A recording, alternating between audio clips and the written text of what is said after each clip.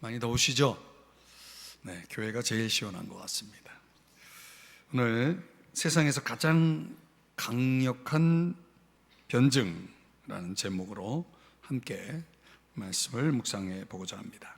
한 대학 교실에서 무신론 철학자라고 하는 교수가 이 무신론자답게 그의 강의를 마치면서 결론을 내리기를, 신은 존재하지 않는다, 이렇게 이야기를 했습니다. 그랬더니 그 강의를 듣던 학생 중에 한 학생이 한마디 덧붙여야 옳다 생각합니다, 이렇게 큰 소리로 이야기를 했습니다.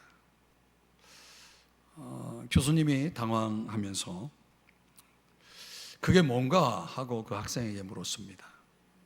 그러자 그 학생의 답은 이렇습니다. 내가 아는 한, 이 표현을 붙여야 옳다고 생각합니다, 이런 얘기죠. 내가 아는 한. 선생님이 얼마나 알고 계시는지는 모르지만 선생님 지식 밖에 신은 존재할 수도 있지 않을까요? 이런 말을 덧붙였다고 합니다. 그렇죠. 그러니까 우리가 알고 있는 한, 신은 존재하지 않는다라고 말할 수 있는 사람들이 얼마나 많습니까? 그들이 알지 못하는 그들의 지식 밖의 영역 속에 신은 존재할 수 있다라는 가능성을 그들은 인정할까요? 신앙 세계 밖에 있는 사람들이 가지고 있는 두 가지 생각이 있습니다. 하나는 자기 자신에 대한 긍정입니다. 긍정적인 생각이죠. 자신에 대해서 아주 긍정적이라는 거죠. 또 하나는 하나님에 대해 부정적이라는 거예요. 하나님에 대한 부정적인 생각. 이게 불신앙 속에서 살아가는 사람들은 언제나 이 두 가지의 생각을 가지고 살아가는 것입니다. 오늘 우리가 이 세상을 보면 여러 가지 이제 우리가 마지막 때이다라고 말할 수 있는 근거들은 성경적으로 볼 때 너무나 쌓여 있어요. 너무나 많아요. 근데 그런 증거들 가운데 이제 우리 주변에서 나타나는 현상이 뭡니까? 점점 불신자들, 무신론자들, 불가지론자들, 이런 철학, 이런 사상을 가지고 있는, 이런 사고를 가지고 있는 사람들이 점점 더 많아진다는 거예요. 하나님이 없다고 말하는 사람들이 점점 더 많아지는 세상, 그게 마지막 때입니다. 그런 세상 속에 있기 때문에 우리 믿는 사람들은 오늘 이제 설교 제목처럼 세상 가운데서 가장 강력한 변증을 갖고 살지 않으면 버텨낼 수가 없죠. 홀로 섬에서 살고 있다면 모르지만 우리가 이런 불신 세상에서, 무신론적 세상에서 살아가려면 우리 믿는 사람들은 더 강하게 무장하지 않으면 안 되는 거죠. 성경 진리만이 그런 올바른 기준을 우리에게 주기 때문에 저와 여러분은 더 그런 면에서 성경이라고 하는 그런 매뉴얼을 더 가까이 하지 않으면 안 되는 것입니다. 오늘 10편, 14편과 똑같은, 거의 같은 두 구절이 좀 차이가 있지만은 거의 같은 내용을 다루고 있는 성경이 있습니다. 그게 10편, 53편입니다. 그리고 로마서 3장 10절 이하 12절의 말씀 또한 오늘 본문의 1절 이하 3절의 내용을 그대로 바울이 인용을 하고 있습니다. 이 제임스 보이스라고 하는 신학자가 이런 얘기를 했어요. 성경에서 하나님이, 성경을 통해서 하나님이 한 번 강조하셨다면 그건 굉장히 중요한 거다. 두 번 강조했다면 그건 좀 더 중요한 거다. 그런데 세 번 강조했다면 그건 너무너무 중요한 거다. 아주 특별한 말씀이다라고 그렇게 얘기를 했습니다. 시편 14편이 바로 그런 내용입니다. 오늘 이 성경은 우리들에게 있어서 이 세대를 특징 짓는 실천적 무신론자들의 특징을 크게 세 가지로 보여줍니다. 이걸 우리는 역으로 우리들이 이런 사람들 속에서 살아간다면 우리는 어떠해야 하는지에 대한 내용으로 결론을 지어 보려고 합니다. 첫 번째, 무신론자들의 특징은 하나님을 무시한다는 거예요. 오늘 보면 1절 말씀을 다시 보시면 어리석은 자는 이렇게 시작하죠. 성경에서 어리석다라고 하는 이 단어는 the fool이라고 하는 단어는 문자적으로는 바보라는 뜻입니다. 바보. 죄인하고도 동의어라고 할 수 있겠죠. 근데 그 어리석음의 기준이 뭐냐면 마음이라는 거예요. 마음을 보면 그 사람이 어리석은지 아닌지를 알 수 있다는 거죠. 근데 그 어리석은 자의 마음으로 갈리는데 그 어리석음의 기준을 마음에서 갈린다고 봤을 때 그 마음에는 뭐가 어떤 특징이 있느냐면 하나님을 위한 자리가 없다는 거예요. 하나님을 위한 자리, 하나님의 존재에 대한 부정, 하나님에 대한 지식의 거부. 그러니까 하나님이 계시지 않기 때문에, 하나님을 무시하기 때문에 그 결과로 그들의 삶은 어떠한가? 오늘 성경에서 그렇게 세 가지를 얘기하죠. 부패하고, 행실이 가증하고, 선을 행할 수 없다. 이게 이제 세 가지 결과입니다. 하나님이 없다라고 하는 그런 생각 속에서 살아가는 사람들의 삶의 결과가 이렇다는 거예요. 이 세 가지를 종합해 보면 이 세상에서 벌어지는 모든 문제의 그 근본 원인이 뭐냐? 하나님을 인정하지 않는 데서 비롯된다는 거예요. 그러니까 이 세상에서 생겨나는 모든 문제는 하나님이 없다라고 생각하는 사람들에 의해서 벌어지고 있다는 거예요. 이 말은 인간은 하나님을 절대로 필요하다는 것을 반증해 주는 거죠.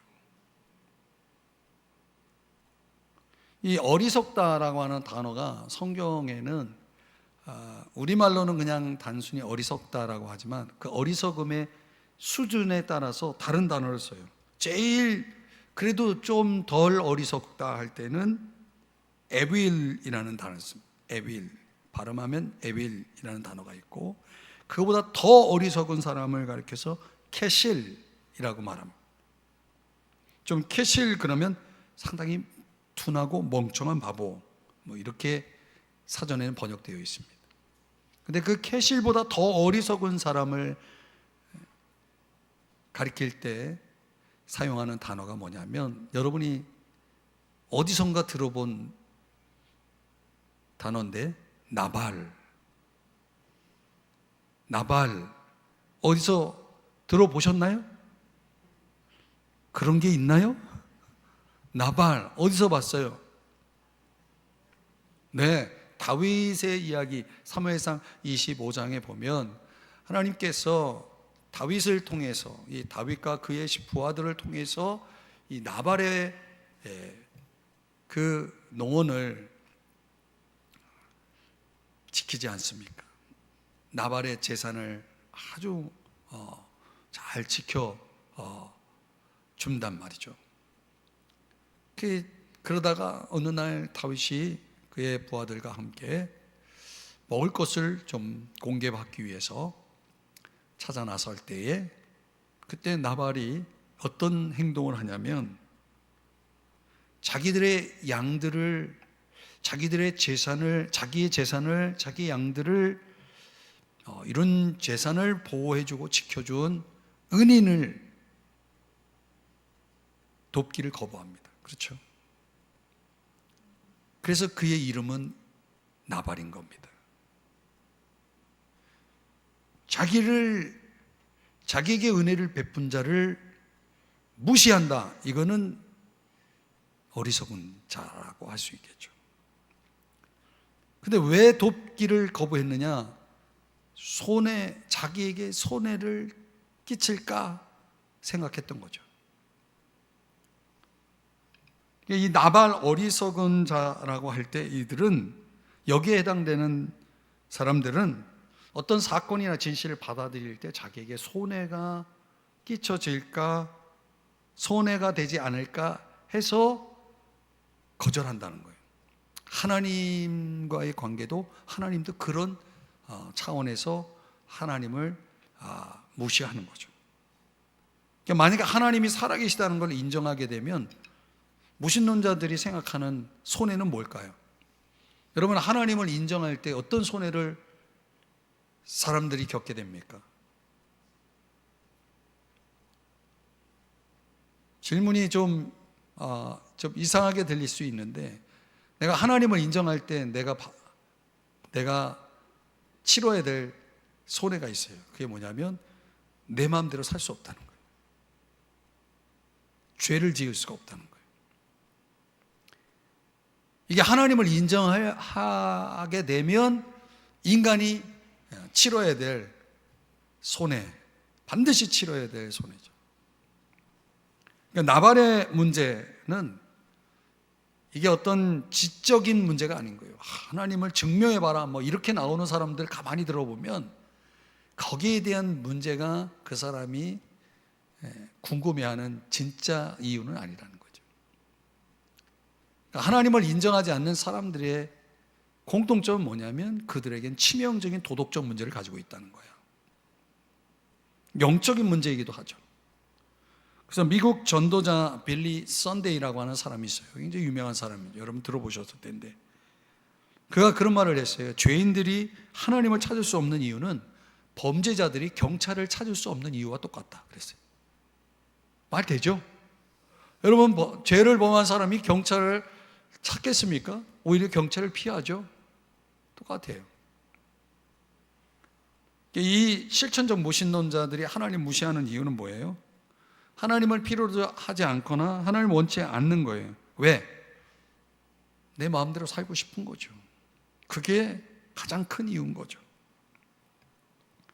그러니까 그런 차원에서 이제 교회라고 하는 신앙 공동체 속으로 들어와 보면 어리석은 나발은 자기에게 손해가 있지 않을까라는 생각 속에서 사고하기 때문에 그걸 신앙생활에도 적용을 하는 거죠. 교회 가면 헌금해야 되니까 재산 낭비, 시간 맞춰서 봉사해야 되니까 시간 낭비, 젊을 때 예수 믿는다? 청춘 낭비. 다 그렇게 사고하게 되는 거죠. 그러니까 실제로 이 나발, 어리석은 자들, 실천적 무신론자들의 근본적인 문제는 도덕적인 문제면서 영적인 문제죠. 그 인간 속에 그 타락한 죄성이라고 하는 것이 자리 잡고 있기 때문에 그 뿌리에서 나오는 거라는 거죠. 뭐 겉으로는 뭐 굉장히 고상하게 뭐 이론적으로 신학적으로 뭐 종교학적으로 뭐 이런 식으로 막 나오는 것 같아도 사실은 그거는 위장일 뿐인 거죠. 로마서 1장 18절 말씀에 보면 하나님의 진노가 불의로 진리를 막는 사람들의 모든 경건하지 않음과 불의에 대하여 하늘로부터 나타나느니, 바로 이거죠. 실천적 무신론자들, 하나님을 무시하는 자들의 특징이 뭡니까? 불의로 진리를 막는 사람들이라. 그게 뭘로 나타나냐면 위로 하나님과의 관계 속에서는 경건하지 않음으로, 옆으로 다른 사람들과의 관계 속에서는 불의함으로 나타난다는 거예요. 그래서 그것이 표면적으로 어떻게 나타나냐면 28절에 하나님을 마음에 두기를 싫어한다는 거예요. 고의적인 무시라고 할 수 있겠습니다. 그러니까 자신 안에 생명이 없다는 증거이기도 한 거죠. 그러니까 생명이 없는 사람은 이렇게 고의적으로 하나님을 무시하게 돼 있어요. 사실 뭐 저도 예수 믿기 전에 그러했죠. 예레미야 13장 7절 말씀에 보면 예레미야가 이제 여러 가지 행동을 통해서, 행위를 통해서 하나님의 메시지를 전달하는 것 가운데 이 내용이 있거든요. 뱃띠를 바위에다가 숨겨놨다가 이제 후에 찾아가 보니까 썩었어요. 그 썩은 것은 쓸 수가 없어요. 그러니까 이 고의적으로 하나님이 없다라고 하면서 하나님을 무시하는 사람들의 마음과 생각과 의지는 썩어서 쓸 수 없는 뱃띠와 같다. 영어 성경에는 corrupt라고 하는 단어를 쓰는데 생명력이 없는 거예요. 죽어 있는 거죠. 사용할 수가 없는 거예요. 마음도 쓸 수가 없고, 생각도 쓸 수가 없고, 의지도 쓸 수가 없는 거예요. 아무것도 쓸 수가 없는 거예요. 창세기 6장 5절에 그런 상태를 이렇게 표현합니다. 마음으로 생각하는 모든 계획이 항상 악할 뿐임을 보시고, 모든 게 다 고장났죠. 마음도 생각도 의지도 다 고장이 나 있는 상태. 그래서 오늘 본문 3절, 시편 14편 3절에서 다 같이 한번 읽어봅니다. 시작. 다 치우쳐 함께 더러운 자가 되고 선을 행하는 자가 없으니 하나도 없도다. 다 치우쳤다라고 하는 것은 문자적으로는 자기 고집대로 산다 이런 뜻이에요.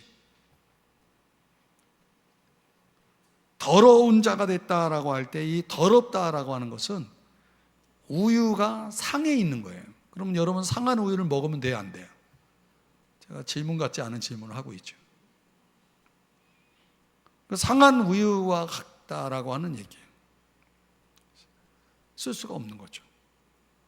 예레미야 2장 21절의 말씀대로라면 하나님의 창조 목적이 뭐냐면 귀한 포도나무로 심어서 거기에 걸맞는 열매를 거두기를 원하는 거예요.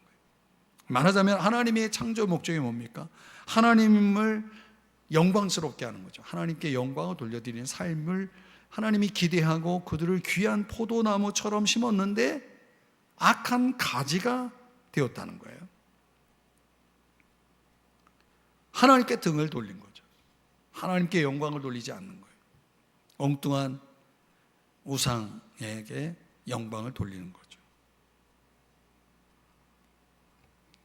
하나님 나라에 합당한 어떤 것도 할 수 없는 무능한, 절대 무능한 상태. 그 어느 누구도 예외가 아닌 그런 상태가 되어버렸다. 이걸 사도 바울이 로마서 3장 9절 10절 말씀에서 선언하고 있는 거죠. 다 죄 아래에 있다고 우리가 이미 선언하였느니라. 의인은 없나니 하나도 없다. 이걸 이제 오늘 성경 3절에서도 인용을 하고 있는 겁니다. 사랑하는 여러분, 그렇다면 이렇게 하나님을 무시하는 실천적 무신론자들의 이 특징을 보면서 이 세상에 정말 이런 사람들로 가득 차 있다면 얼마나 참 심각한 문제입니까? 그죠? 이런 이들에게 또 이런 세상 속에서 우리 믿는 사람들은 뭘 깨달아야 되겠습니까? 우리 인간 모든 사람들에게는 오직 하나님만이 해결책 되신다는 거죠. 그래서 로마서 3장 21절 22절에 보면 하나님의 한 의가 나타났다 그랬어요. 그럼 완전히 절대 무능의 상태, 아무런 쓸모가 없는 죄 아래 놓여있는 그 인간을 살리는 방법은 하나님밖에 없는데, 하나님이 어떤 방법을 제시했냐면 하나님의 한 의를 제시한 거죠. 그게 뭘 통해서? 예수 그리스도를 믿음으로 말미암아 모든 믿는 자에게 주어지는 하나님의 의로 제시한 거죠. 이 하나님의 이 은혜가 아니면은 이 타락한 인간은 영원한 심판에서, 하나님이 없다 주장하는 그 모든 이들은 다 영원한 심판에서 구원받을 수가 없게 되어진다는 거예요. 오늘 우리는 이런 세상 속에서 사람들을 향해서 긍휼의 마음을 갖고 살지 않으면 안 되는 거죠.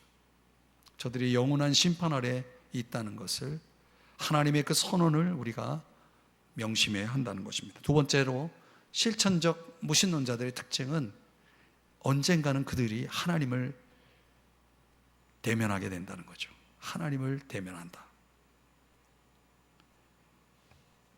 이 불가지론자들,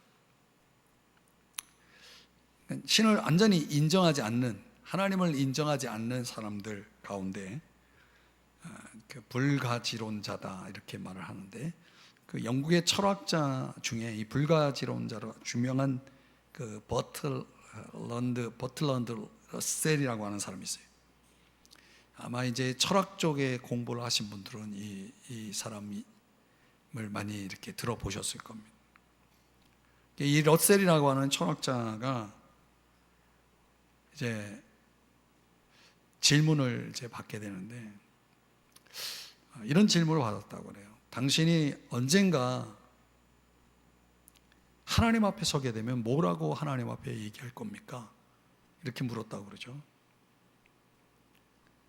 갑자기 하나님 앞에 서게 됐다는 거예요. 그러면 당신은 뭐라고 하나님 앞에 이야기할 겁니까? 하나님을 인정하지 않는 이 러셀에게 누군가가 물었다는 거예요. 그 대답하기를, 그 러셀의 대답이 이렇다는 거예요. 당신은 우리에게 충분한 증거를 주지 않았습니다. 철학자다운 답변이죠. 그걸로 변명하는 거죠. 핑계를 대는 거죠. 왜 하나님을 인정하지 않았느냐? 충분한 증거가 없었기 때문이다. 여러분, 그런가요? 하나님이 정말 충분한 증거를 주지 않았기 때문에 사람들은 하나님이 없다라고 생각하고 하나님을 모른다라고 생각할까요? 적어도 성경적으로 답을 하면 하나님이 존재한다라는 것을 보여주는 아주 분명한 증거들이 뭐가 있습니까? 위로는 하늘이 있죠. 하늘을 보면 하나님이 존재하지 않겠습니까? 또 이 땅을 보면, 그리고 우리 주변의 자연을 볼 때 하나님은 존재하시는 분 아닙니까? 우리 안에 생명과 양심을 놓고 봤을 때 분명히 이 전능하신 창조의 하나님은, 창조주 하나님은 분명히 계시는 거 아닙니까? 근데 이런 걸 통해서도 하나님의 존재를 확신할 수 없다면 도대체 어떤 증거를 더 내놓아야 한다는 말입니까? 무신론자인 한 러시아 그 우주 비행사가 우주 여행을 다녀와서 이렇게 말했다고 그러죠. 내가 우주에 있는 동안 주의 깊게 살펴봤는데 하나님을 보지 못했습니다. 이렇게 말하자 누군가가 이런 말을 덧붙였다고 그러죠. 만일 그 우주 비행사가 그 우주의 캡슐문을 열었다면 틀림없이 하나님을 만났을 거라. 그러니까 우리 인간이 알아볼 수 있는, 인간이 발견할 수 있는 어떤 그런 영역이라는 것이 어떤 면에서 보면 다 핑계거리죠. 그 하나님을 부정하고 싶어하는 그 죄성 안에서 이런저런 변명들을 늘어놓고 사는 것입니다. 그들이 하나님을 보지 못했다고, 그들은 하나님을 알 수 없다라고 아무리 주장해도 그들 주장대로 하나님이 존재하지 않는 것은 아니라는 거죠. 근데 중요한 건 그렇게 주장한 사람들, 그렇게 생각한 사람들, 그렇게 믿고 있었던 사람들이 어느 날 주님을 갑작스럽게 만나게 된다는 거예요. 이게 결정타죠. 그 하나님을 갑작스럽게 만난 무신론자들의 이야기가 성경에 나와요. 성경 속에도. 다니엘서 5장 6절에 보면 이에 왕의 즐기던 얼굴빛이 변하고, 여기서 말하는 왕은 벨사살이라고 하는 왕이죠. 이 벨사살이 어떤 일을 벌이냐면 그 성소의 그릇들, 그 거룩한 그릇들에다가 술을 담아가지고 술을 마시는 술 파티를 열고 있을 때, 그때 하나님의 임재가 그 파티장에서 하나님의 손으로 나타나죠. 그 장면 속에서 즐기던 얼굴빛이 변하고 그 생각이 번민하여 넓적다리 마디가 녹는 듯하고 그의 무릎이 서로 부딪힌지라. 망령된 파티를 즐기고 있을 때 갑작스럽게 하나님을 만나게 된 거예요. 여러분, 이런 사람들이 있다는 거예요.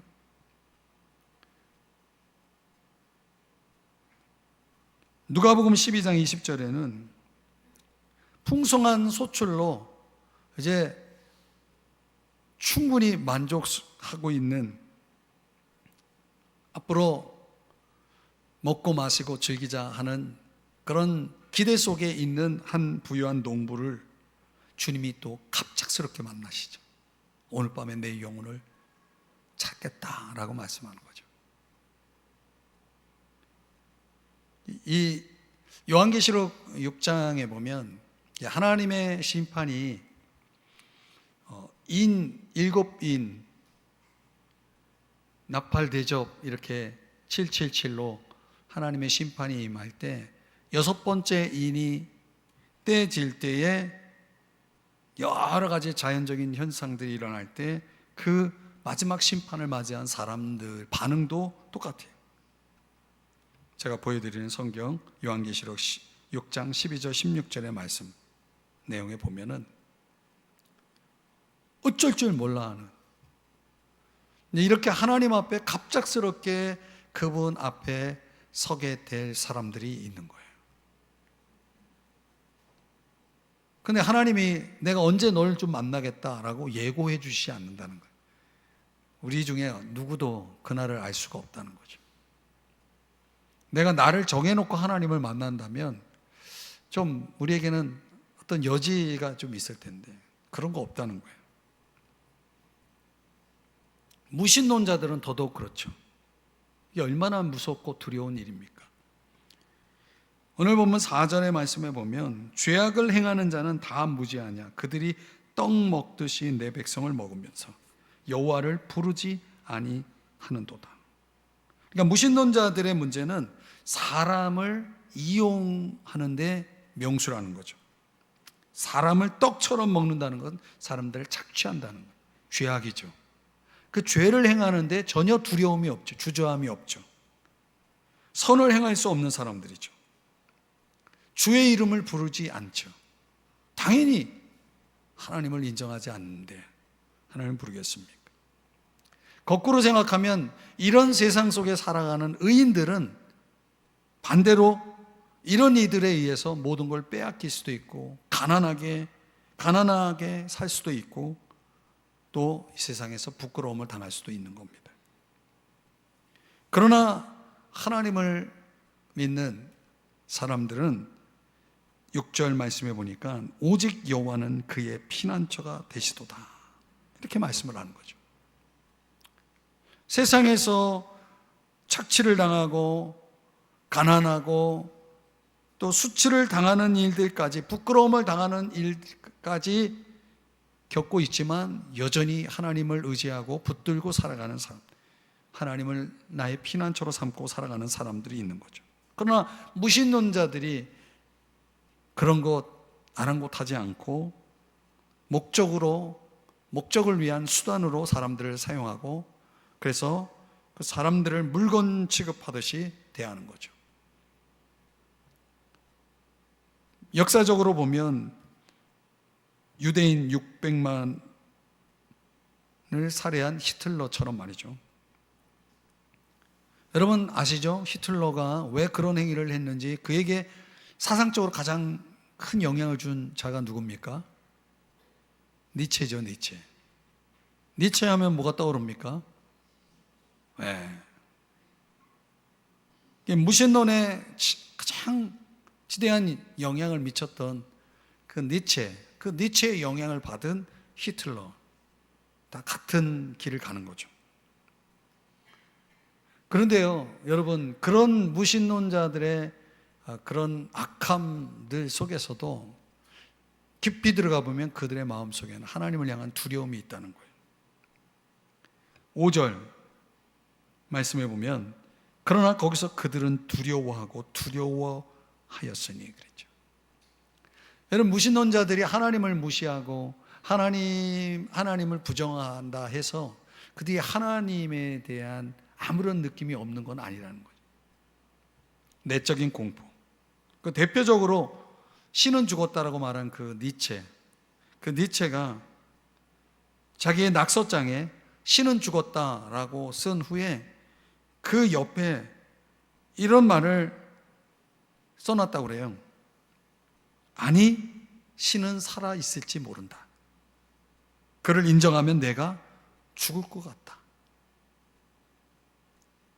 그러니까 니체라고 하는 이 무신론적 가장 지대한 영향을 끼친 그 철학자 마음 속에도 신에 대한 공포, 두려움은 있었다는 거예요. 그 두려움이 어디서 온 걸까요? 그게 하나님의 심판이죠. 사람들은 하나님이 있다 없다 말할 수 있겠지만 하나님의 심판을 피할 수는 없습니다. 하나님의 백성을 대적하고 하나님을 대적한다라는 것은 그것은 같은 의미인 것이에요.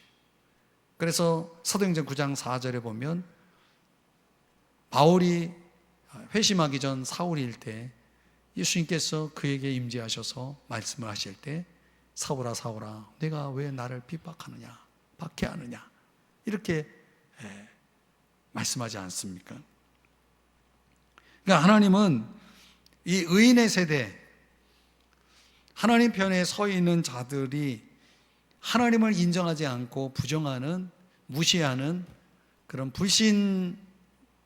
무신 세상 속에서 여러 가지 공격을 받을 때 그런 차원이기 때문에 여러분, 주님은 그들의 피난처가 되어주신다라고 약속을 하고 있는 거죠.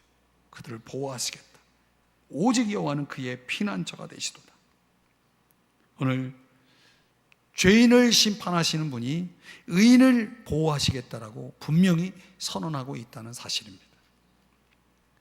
오늘 이 실천적 무신론자들이 그 심판을 받을 때는 갑작스럽게 주님이 그들을 부르시게 될 때인 거죠. 마지막 세 번째는 실천적 무신론자들, 그들의 특징은 뭡니까? 하나님이 그들의 삶에, 그들의 미래에도 없다는 것입니다. 이게 결정적인 하나님의 말씀인 겁니다. 7절 이스라엘의 구원이 시온에서 나오기를 원하도다. 여호와께서 그의 백성을 포로된 곳에서 돌이키실 때에 그 다음 야곱이 즐거워하고 이스라엘이 기뻐하리로다. 그러니까 의인들에게 뭐가 있다는 겁니까? 노래가 있다는 거죠. 찬양이 있다는 거죠. 왜 노래가 있습니까? 구원이 시온에서 나오기 때문에. 구원이 뭡니까? 여러분, 예수라는 이름 뜻이 바로 그 뜻 아닙니까? 예수님은 우리의 구원자가 되시죠. 그러니까 오늘 찬양이 있는, 노래가 있는 자들은 이 구원자이신 예수 그리스도를 믿고 마음속에 영접하고 그분과 함께하는 자들이죠. 그들에게 뭐가 있습니까? 내일이 있는 거죠. 미래가 있는 거죠. 소망이 있는 거죠. 그분과 영원히 함께할 소망. 그것이야말로 이 땅에서 우리 믿는 자들이 붙잡아야 될 가장 큰 소망이고 기쁨 아니겠습니까? 영원히 그분과 함께할 수 있다는 것이 오늘 우리들에게는 이보다 더 큰 소망은 있을 수 없죠. 베드로의 고백대로라면 산 소망이죠. 살아있는 소망인 거죠. 그러나 여러분, 악인들은 어떻습니까? 악인들에게는 하나님과 함께할 미래가 없다는 거예요. 없다. 그들이 하나님을 원치 않았기 때문에, 하나님을 거부했기 때문에 하나님과 함께하는 미래도 없는 것입니다. 그들의 마음속에 주님을 기쁘게 하고 주님을 영광스럽게 하고자 하는 것이 없었기 때문에 그저 그들의 마음의 욕망을 따라 살았기 때문에 그들에게는 하나님이 없는 거예요. 하나님이 함께하는 미래가 없는 거죠. 그래서 그들이 결국에는 가게 될 지옥이 바로 지옥에서 그들이 할 말이 그거죠. 지옥에서 뭐라고 말할까요? 이 무신론자들이 하나님을 부정했던, 거부했던 자들이 지옥에서 그들이 하는 말이 뭔지 아세요? 하나님이 없다예요.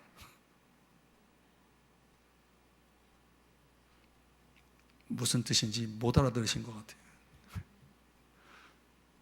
지옥에는 뭐가 없어요? 누가 없어요? 지옥에는 하나님이 없는 거예요.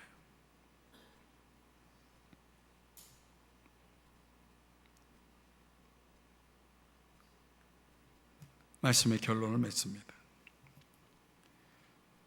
이 로마 시대에 교회가 박해를 받을 때 그랬다고 그러죠. 기독교인들이 우리 로마 그 시대에 바울의 그런 여러 가지 사역들에 대해서 여러분들이 많이 들어보셨겠지만은 원형 경기장에 그 맹수들의 먹잇감으로 놀이개로 던져졌던 그들이 예수 그리스도를 부정하지 않고 시인하면서 자신들의 몸을 죽음에 내던질 수 있었던 그 이유, 그게 뭡니까?